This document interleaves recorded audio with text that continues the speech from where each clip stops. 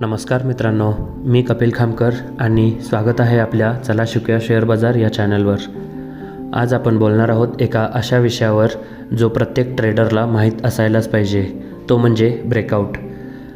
किती वेळा तुम्ही पाहिलं आहे एखादा शेअर महिनोन्महिने एकाच रेंजमध्ये चालतो आणि अचानक एक दिवस झपाट्याने वर जातो, तो म्हणजे ब्रेकआउट.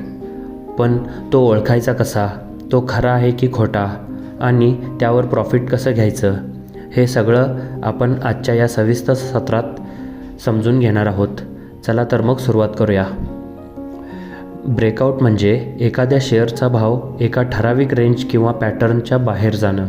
उदाहरणार्थ, एखादा शेअर 100 ते 120 रुपये या रेंजमध्ये महिनाभर फिरत असेल आणि एक दिवस तो 121 रुपयेवर गेला, म्हणजेच तो रेजिस्टन्स तोडून वर गेला. हेच म्हणतात अपसाईड ब्रेकआउट. आणि त्याचप्रमाणे 100 रुपयाच्या खाली गेला तर तो डाऊनसाईड ब्रेकआउट. ब्रेकआउट होणं म्हणजे डिमांड आणि सप्लायमध्ये बदल होणं, मोठ्या खेळाडूंची एंट्री किंवा एक्झिट होणं आणि जो भाव असतो त्याचा नवीन ट्रेंडची सुरुवात होणं. ब्रेकआउटचे प्रकार कोणते, तर मुख्यतः ब्रेकआउटचे 4 प्रकार आहेत. ते म्हणजे प्राईस ब्रेकआउट, म्हणजेच रेजिस्टन्स किंवा सपोर्ट तोडला की प्राईस ब्रेकआउट होतो.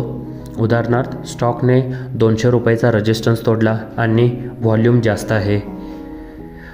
दुसरा म्हणजे चार्ट पॅटर्न ब्रेकआउट. यामध्ये triangle breakout, flag and pole breakout, head and shoulder breakout, cup and handle breakout, rounding bottom breakout इत्यादी असे पॅटर्न्स येतात. तिसरा म्हणजे व्हॉल्यूम ब्रेकआउट.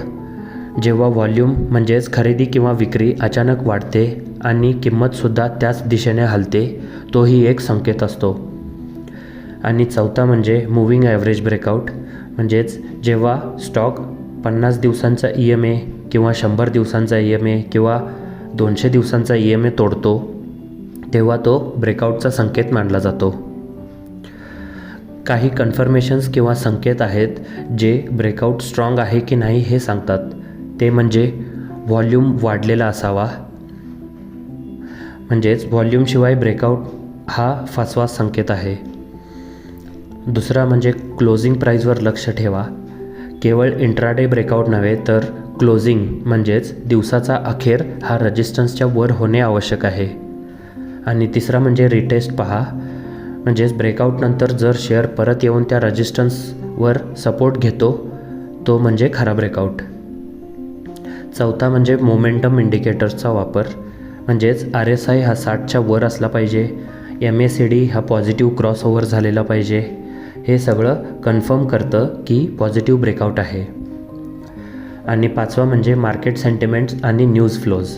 म्हणजेच पॉझिटिव्ह न्यूज, सेक्टर मुवमेंट आणि फॉरेन इन्स्टिट्यूशनल इन्व्हेस्टर्सच्या ॲक्टिव्हिटी हे ब्रेकआउटला सपोर्ट देतात. फेक ब्रेकआउट म्हणजे जेव्हा स्टॉक रेजिस्टन्स तोडतो पण लगेच खाली येतो. हे ओळखण्यासाठी आपल्याला व्हॉल्यूम बघितलं पाहिजे. तो जर कमी असेल किंवा कॅन्डलच्या विक मोठ्या असतील किंवा RSI किंवा MACD वीक असतील किंवा ओव्हरऑल मार्केट सेंटिमेंट्स वीक असतील किंवा निगेटिव्ह असतील, तर अशा वेळी पॅनिक होऊ नका. रिटेस्टची वाट बघा आणि मगच निर्णय घ्या. ब्रेकआउटच्या स्ट्रॅटेजीसाठी स्टेप बाय स्टेप प्लॅन कसा करावा, तर रेंज किंवा पॅटर्न ओळखला पाहिजे, रेजिस्टन्सवर लक्ष ठेवलं पाहिजे, व्हॉल्यूम कन्फर्मेशनची वाट बघितली पाहिजे, रेजिस्टन्सच्या वर क्लोजिंग असेल तरच एंट्री करा, सपोर्टच्या थोडं खाली स्टॉप लॉस ठेवला पाहिजे, पुढच्या रेजिस्टन्स लेवलला टार्गेट ठेवलं पाहिजे. जशी किंमत वर जाईल तसे ट्रेलिंग स्टॉप लॉससुद्धा ठेवत चला. एक बोनस टिप अशी की 3%चा रूल. म्हणजेच रेजिस्टन्स लेवलपेक्षा 3% वर ब्रेकआउट टिकला तर तो खरा ब्रेकआउट. आपण एक उदाहरण पाहूयात एशियन पेंट्सचं. गेल्या काही महिन्यांपासून रेंज बाउंडमध्ये होता, म्हणजेच 2200 रुपये ते 2600 रुपयेच्या दरम्यान. आणि जेव्हा व्हॉल्यूमसोबत 2600 रुपयाचा रेंज तोडला, तो एक स्ट्रॉंग ब्रेकआउट होता. त्यानंतर स्टॉक 2900पर्यंत गेला. अशा प्रकारे तुम्ही ट्रेडिंग व्ह्यू किंवा झेरोदाचा चार्टवर पॅटर्न ओळखू शकता. तर मित्रांनो, ब्रेकआउट म्हणजे फक्त लाईन तोडणं नाही, तर मार्केटची सायकोलॉजी म्हणजेच मानसशास्त्र समजणं आहे. ब्रेकआउट तोडताना बायर्सची ताकद दिसते आणि इथेच स्मार्ट ट्रेडर्स एंट्री घेतात. नेहमी लक्षात ठेवा, पेशन्स इज प्रॉफिट. फेक ब्रेकआउटमध्ये अडकू नका. व्हॉल्यूम, रिटेस्ट आणि कन्फर्मेशनशिवाय एंट्री घेऊ नका.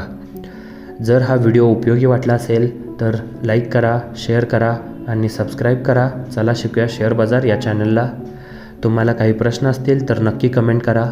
आणि तुम्हाला डीमॅट अकाउंट सुरू करायचं असेल तर झेरोदा आणि एंजल वनची लिंक डिस्क्रिप्शनमध्ये दिलेली आहे. तिथून तुम्ही अकाउंट सुरू करू शकता. हा व्हिडिओ अभ्यासाच्या उद्देशाने आहे. कोणतीही खरेदी किंवा विक्रीची शिफारस नाही. पुन्हा भेटू पुढच्या व्हिडिओमध्ये आणखी एका आर्थिक विषयासोबत. तोपर्यंत हॅपी इन्व्हेस्टिंग. धन्यवाद.